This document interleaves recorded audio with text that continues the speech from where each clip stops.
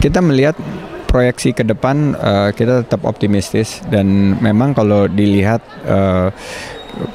keadaan bursa sekarang kan masih bergejolak, dan kami mengambil keputusan yang fundamental bahwa satu, investasi di Indonesia itu menengah jangka panjang, dan itu pengalaman kita 15 tahun membangun Saratoga, bukan kuartal per kuartal. Jadi kami tetap yakin dan optimis peluang investasi akan menghasilkan kinerja yang baik.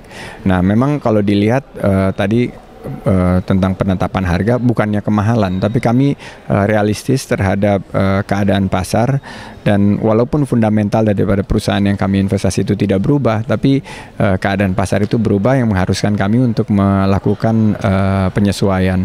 Ini adalah kenyataan yang begitu menjadi anggota bursa dan tercatat di pasar modal bahwa kita harus realistis dan pragmatis. Kami siap, dan hari ini merupakan langkah pertama dari perjalanan panjang yang nantinya kita harapkan para investor, khususnya investor pemula yang selama ini kan kita harapkan lebih meningkat lagi, bisa melihat cara kami berinvestasi, bagaimana kami meracik tesis investasi, dan kita berharap kita akan tumbuh bersama Indonesia dan bersama para investor.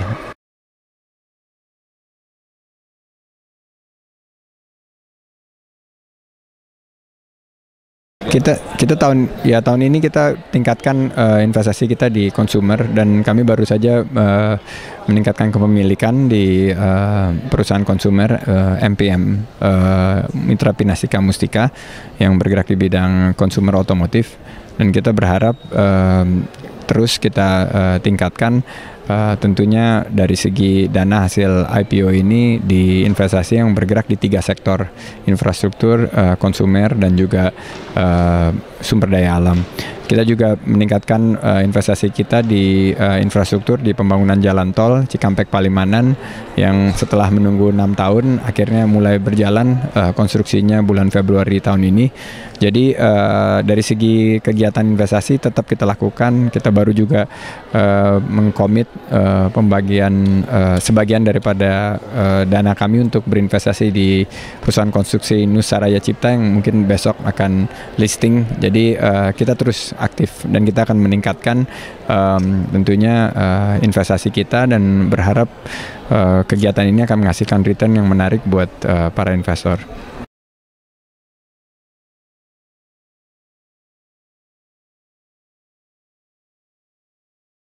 Saya melihat bahwa ini sebuah yang unik ya, sebuah investasi yang unik, sebuah investasi yang tidak ada di Indonesia sebelumnya, sebuah perusahaan investasi aktif yang berfokus di bidang financial investments yang aktif, dan bukan konglomerasi atau investment holding.